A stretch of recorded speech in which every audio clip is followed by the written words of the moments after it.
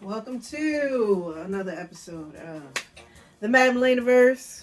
I am the Madam Laneverse, and this channel is tracking my lifestyle as a professional artist, more so embodying what that means in various areas of my life. And yeah, this episode is about mindset. Setting the tone for 2023.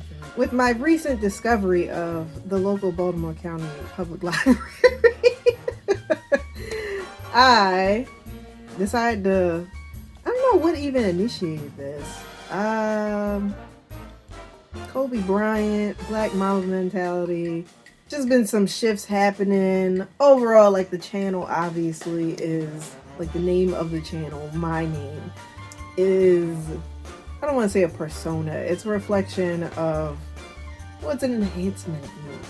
Then getting into maybe it's just in my algorithm. But it's a lot of things about betterment, improving yourself, letting go of your previous self, which I can't do that because I don't really have an issue with my previous self. It's the factors of my environment that created a self that did not properly represent who I truly am. So my thing is expansion, expansion, expansion. So that is, like I said, the theme of 2023.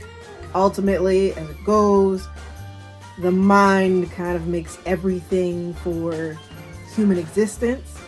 So the way we view the world, the way we view ourselves, the way we decide to move forward with certain things shapes our reality. So getting into where the library fits into that, there's typically like a list of books that self-helpies and entrepreneurs and whatnot be like fucking reading, and going through just the line of Kobe Bryant's Black Mama mentality and presenting that as an opportunity for me to expand my sense of being, how I want to show up in the world according to my terms. So that led to like a whole line of books that I came across in the library that dug more into the strength, the chutzpah, the ambition that I've been wanting to unlock, that was honestly just caused friction in the environments that I was used to, and that ultimately I had unconsciously settled for. That's the expansion aspect, and all the books that I've been reading lean into why I have such a larger view of what being a professional artist means, because I'm involved in the cannabis industry. Part of that was initially I wanted to get into the entertainment industry, the animation industry, and my main thing has been ownership of not of my IPs, but also ownership of my process, not just making my stories and selling them to whatever studio, whomever the fuck they hire. No, I want to be in charge of that. I want to have the accessibility to do that. So my 10-year lifelong ambition is to make that reality, which, as you may know from the TikTok trend from eons ago, what I said the last episode, you gotta think big, bitch. So that has required me to really dig into what it means to be an executive, what it means to bring in large contracts, and what it takes to fulfill those jobs for the clients that I am bringing on board. What that also means for the brands that I'm developing, the art products that I'm developing and selling, and of course knowing the business side and the, again, ownership protection behind that. I started this existence, just wanting to be an artist, but as I've accepted the reality of being in 2022, going into 2023, the 21st century, understanding how that shit works and making sure that I'm not getting fucked, having seen that happen with so many artists and seeing and experiencing how some people have used my work and it fucking looks like shit. So right now, I am in study and build mode. Again, all them books, I will be sharing them. The build mode of creating a solid foundation for my company. And ultimately, I want to take care of all this shit so then I do have time to just focus on art. It's ultimately building the system, getting the systems in place so that I have a flow, kind of like a flywheel. You get the wind going, things are moving, windmill. Basically, I have to put in for the momentum. And then once the momentum comes, I'm getting the clients, I'm getting the customers, I have the presence, algorithms pick up the winds pick up my good. Shared with the world, make it easier for me to do shit as far as handling all the business, lifey, blah, blah, so I can just focus on art. And I'm finding this whole process is leveraging aspects of myself that I wasn't aware of, and that, you don't always just tune out what other people are thinking. It's you don't take it to heart, to your soul. But part of what people think about us, like if you focus on the positive things, it gives a perspective on, again, what to leverage. Like, I'm attractive, I'm charming, I'm brilliant, and I've found a lot of that to be necessary beyond developing one's skills as an artist. So part of me developing my mindset is indeed having a daily practice. That's what this Blue Pineapple sketchbook is for. And developing and committing to a diligent practice is what's going to add to my success. So these are sketchbooks from, this is a recent one. That whole shelf is just old.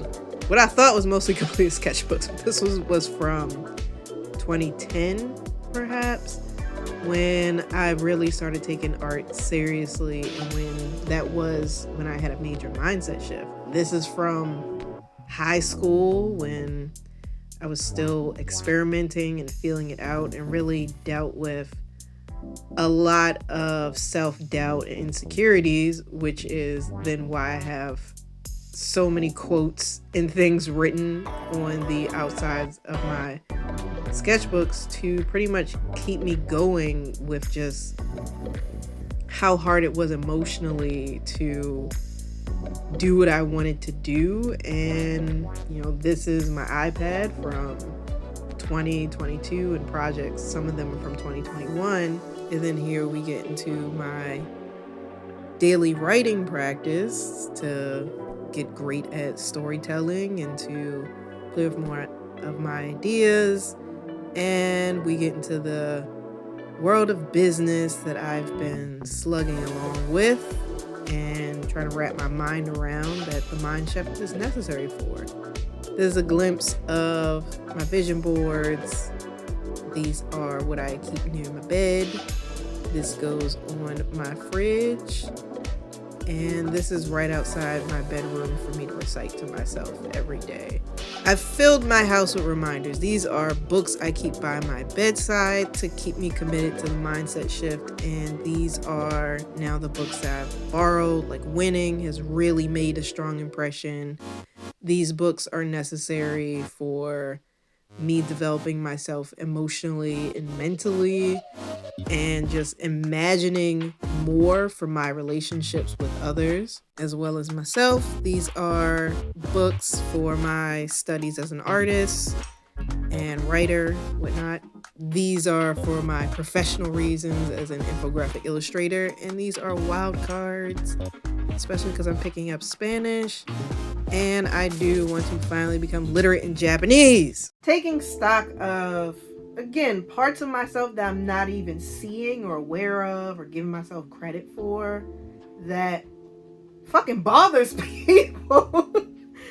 And, I've been told when people are jealous of me, and it really I guess the dots didn't really connect, because I'm just like, I'm not living my full potential right now. So I'm not even doing, I'm doing about 10% of the things that I want to do. What the fuck is there to be jealous of? So being in Baltimore, Maryland, Maryland is a crab state. Got the Old Bay, eating crabs, blah, blah.